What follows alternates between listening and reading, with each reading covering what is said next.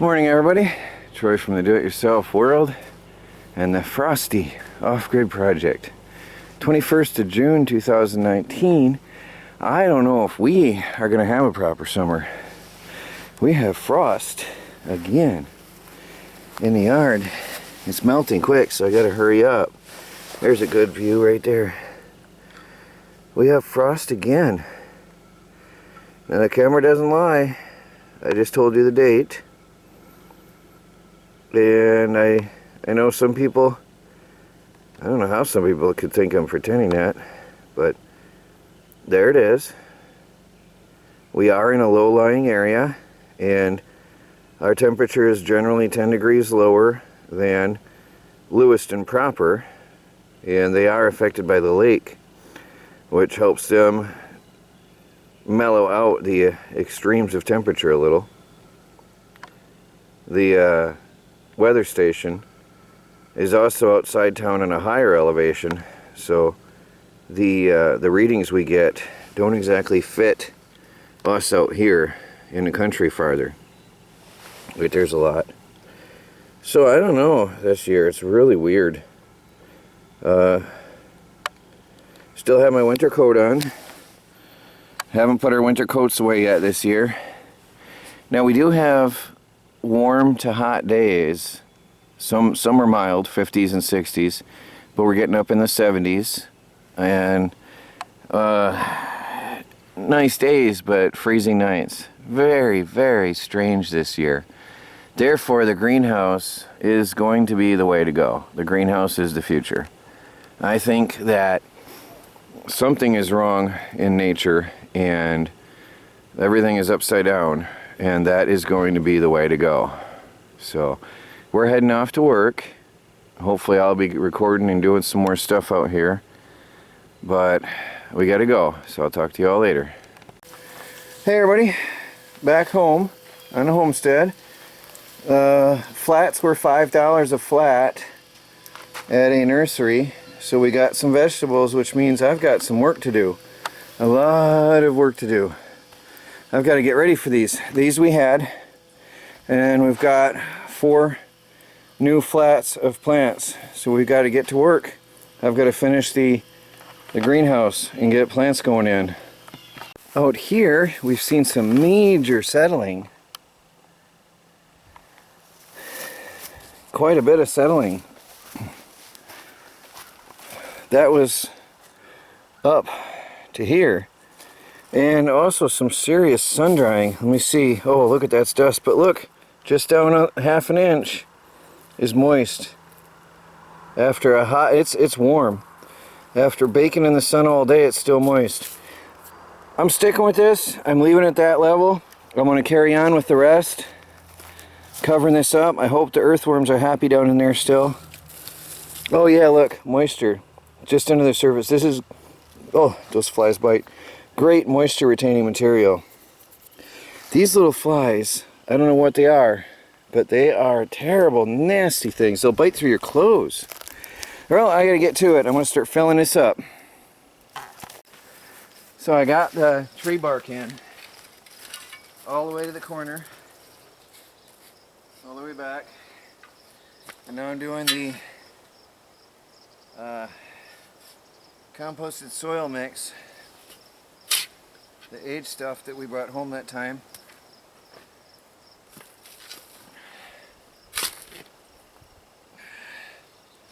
This is what we've been growing in, and it's been very good for us. So I'm satisfied with it. Very happy with it.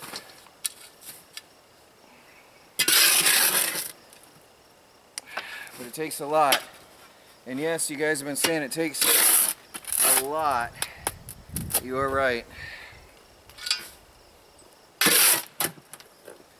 That's why I needed a couple days of rest after doing that last job. It was so much work.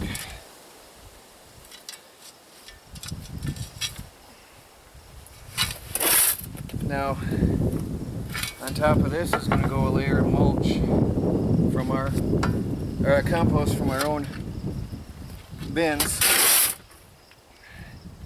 and then topsoil. And then that's going to settle like the other did. And then on top of that is going to go some more mulch for moisture retention around the plants once we get them in.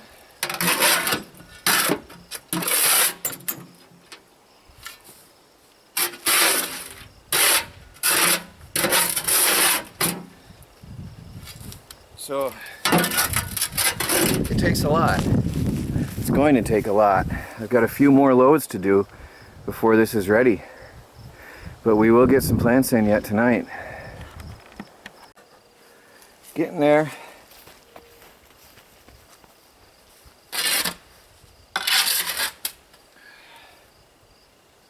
Now this is our own compost right here.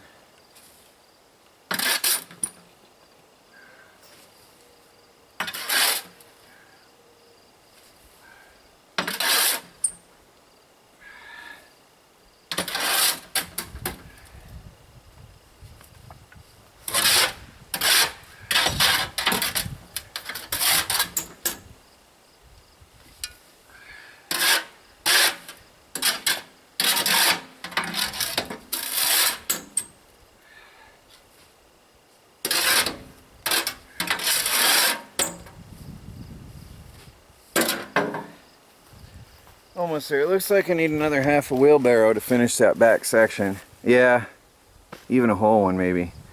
And then we can plant tonight. But Melanie called for dinner, so I gotta go. Guess I'll be back in a while. Well, there it is, guys. Oh, there's a slug. Not a good thing.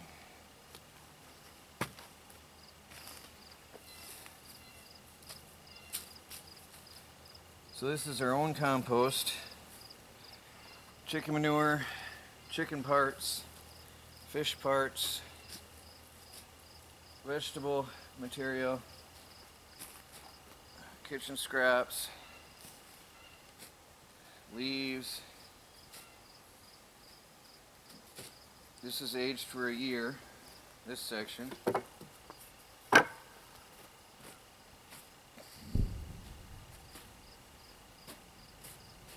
I can plant up to here, I guess. It's about to here. It's about as far as I can go. So I'm going to haul over the wheelbarrow and get some plants. Planting time. So I've got some larger tomatoes here. Mixed sizes of everything.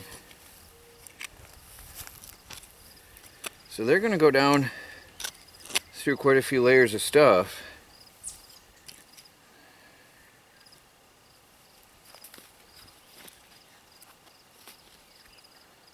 I'm going to pinch off the bottom leaves. I'm going to plant that a little bit submerged. I hear that tomatoes like to be planted a little bit deeper. We'll see how true that is. That's you.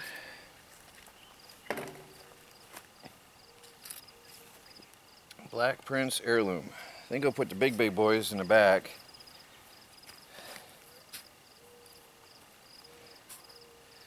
I'm going to bush out some.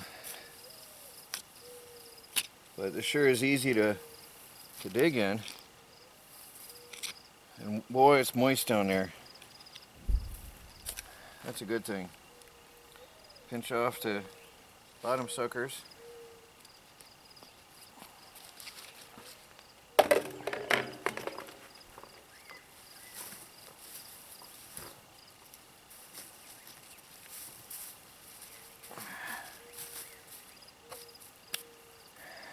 And then I've got a grouping of 3. I'm not sure.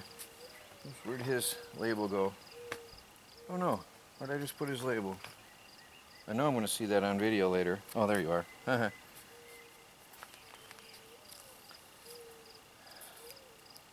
There's some cherries. Those are perfect for up front because they're smaller.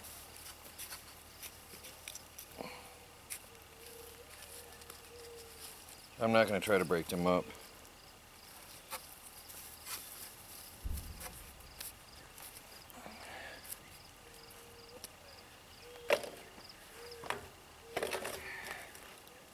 And then we got, this is just a variety. There's a Roma,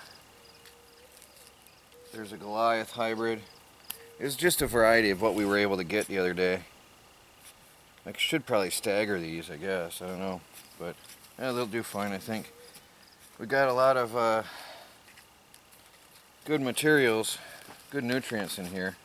That's for sure. I think it's going to be my best garden ever. Now I'll just make sure these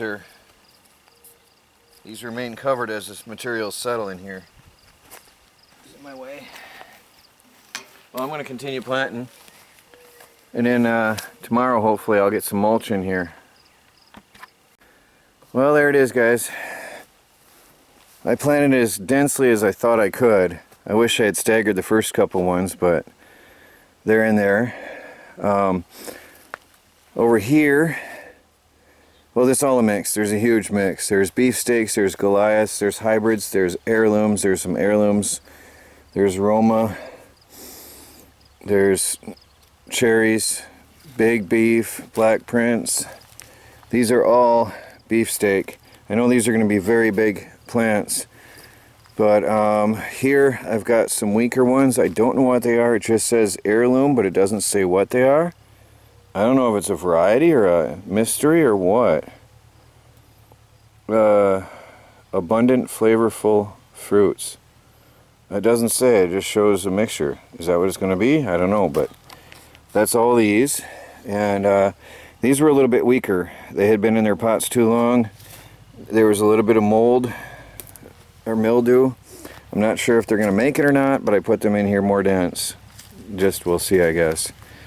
I've got hot bananas, 2 big ones, actually bearing fruit in the pot. So that's really nice. I hope they'll take the transplant well. They've been blooming and growing very nicely in the pot. And well, there we go. We got Maxibel spicy bell pepper, jalapeno hot peppers. I do have some more peppers, but it starts to taper here. And I've got to finish filling in this corner and this whole back row, which I can now do. And then I can continue planting. And then of course I've got to finish this other side. And then I've got grow beds for the middle. So I've got a lot of work to do. But here you can see I can do it. I can get it done. Now the great thing in this greenhouse, what I've got is I'm going to put supports hanging from the framing, and I'll probably tie a stick across straight down through and support it by strings from the top, and then those plants can grow up them. So that's a benefit there. I'll figure it out as I go, because I know that's curved and slanted, but I'm sure I'll figure something out.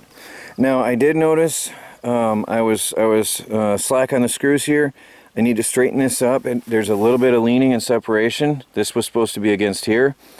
I didn't know at the time, but the ground is slanted down this way some. I didn't see it, so I propped it up for now.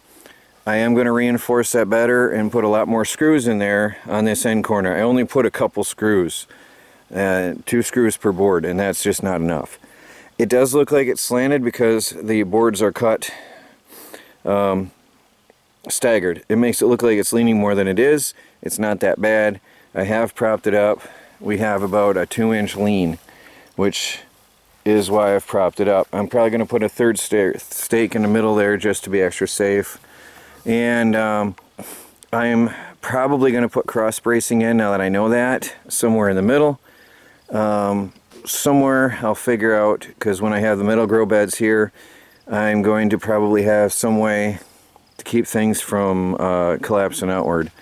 I was thinking also about driving metal stakes in to stop the boards from pushing out every few feet. And over here in the middle of each pallet, putting a metal stake in the middle of each pallet, which is only 5 stakes. So not a big deal. It'd be 10 stakes total on on each wall, and I was thinking only about a 3-4 foot stake would be fine, just to stop the bottom of that pallet from kicking out. I have considered that possibility even before the comments. But there's a start, guys, and they are safe from the frost. Although we had frost even this morning, these will be safe because it doesn't get that cold anymore. Alright, well, that's it, guys. Thanks for watching. It's Troy from the Do-It-Yourself World and the Off-Grid Project. Please like, subscribe, and share. Follow our daily videos as we strive to become fully self-sufficient and off the grid on a budget, and hit that bell icon if you want to get notifications when we upload videos. Good night.